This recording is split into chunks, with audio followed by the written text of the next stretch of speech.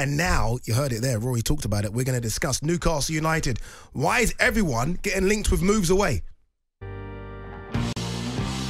It's Newcastle 2, Manchester City 3. Obviously we've lost a run of games and it's been difficult for us, but it's been strange because it's not like we've been playing really poorly. Pressure is on him. If Newcastle don't get in the Champions League, does he lose his job? But I'm sick and tired of hearing injuries from Newcastle. It's like they're the only club here. Every club has got injuries. Isak right-footed, just rolls it in. A nonchalant finish from Isak. Newcastle's agenda is to build to get to eclipse the top teams and to compete with the top teams. They're hardly going to sell their best players. They've got the opportunity now to chase down the top four. The FA Cup's still available. They're not going to win the league. But I still think it's progress from Newcastle as well. I mean, it's about consistency.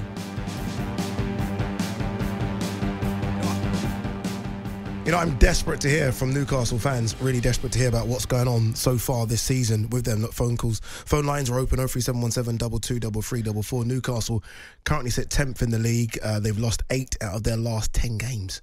They've only won 2 of the last 10. Obviously, we know the situation with Tonali, Callum Wilson, his injuries. Kieran Trippier's clearly out of form. Joe Linton's out for the season. It's just the pressure under Eddie Howe right now. Look, we will never ever on this show talk about managers getting the sack because it's wrong and I don't like it. I don't really like it. But the pressure. It's funny. I said that. Rory looked at me like, "Won't we? Yeah, won't we talk about managers getting the sack?" Well, you'd speak for yourself. I'll I certainly talk about I don't managers want Eddie Howe to get the sack. What? In like a holistic way because it's horrible for him, or because you don't think he deserves a sack? I don't think he deserves a sack. Okay, what about this? They're below Chelsea in the league. They've lost more games in the league than they've won this year. That's sackable, surely. They've lost more games than they've won. Look. They've played 21 games. They've lost 10. They've won 9. I almost feel like he overachieved initially, and that's his biggest problem. He did overachieved, and now he's being judged on that. No, he overachieved, and therefore, when you do overachieve, your expectations change. You are seen in a different light when you overachieve. He did incredibly well last season. He was given the praise for that. They got to a final. They qualified for the Champions League.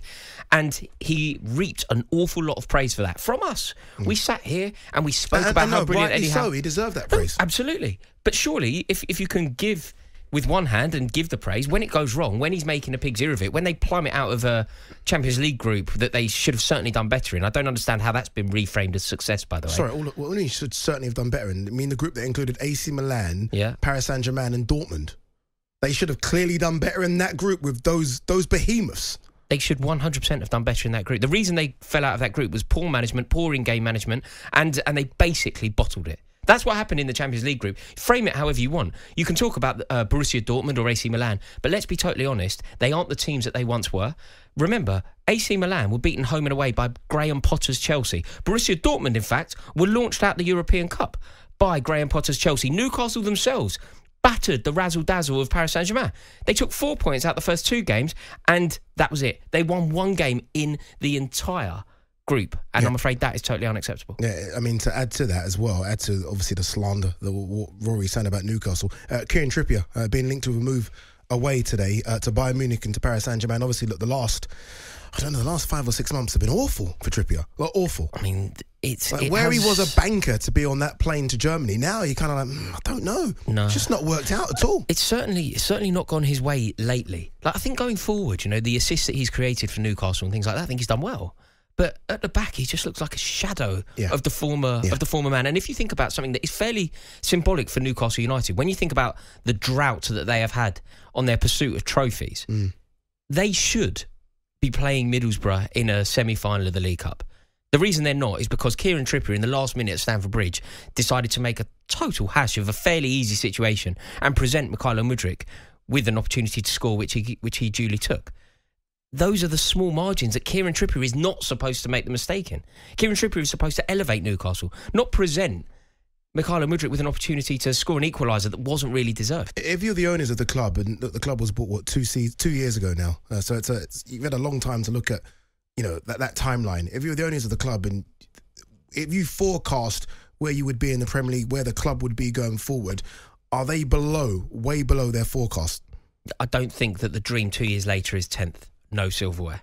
Out of Europe altogether, in fact. Altogether. Out of Europe altogether. So he's in trouble, isn't he? He's rightly in trouble. I'll tell you why he's especially in trouble. Because of what's been going on in the managerial merry-go-round.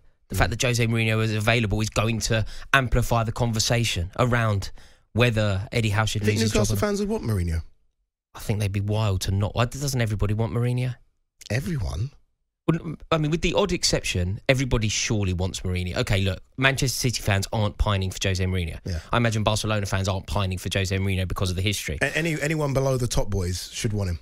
I'd say that there's about 4 elite managers in world football, 5 maybe, and I still think he's one of them.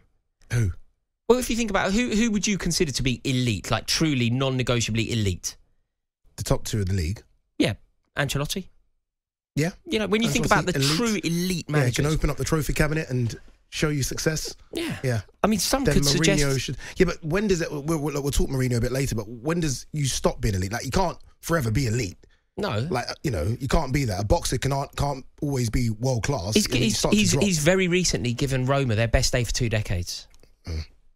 So, look, overall, with regard to Eddie Howe, I think that the pressure will be building. I think if you are involved in the PIF, you'll be looking at this return and you'll feel fairly shortchanged. And I can see there being a change. Look, I do understand that there are reasons for this. I do understand that it hasn't been going the way. There's loads of injuries. The fact that Joe Linton got injured against Sunderland, that's huge. Yeah. The fact that I thought Calvin Phillips was going to sign for them. Yeah. And it's not looking like that's going to happen. It's looking like it's going in a different direction. That's huge. Kieran Trippier's dropping form. They can't afford him, which is crazy, obviously, because the FFP, their CEO, Darren Hills, has come out and said, we have to sell players before we can sign players. Like, they have to sell. They have to make it balanced. But equally, I feel like they need to do that then. Yeah.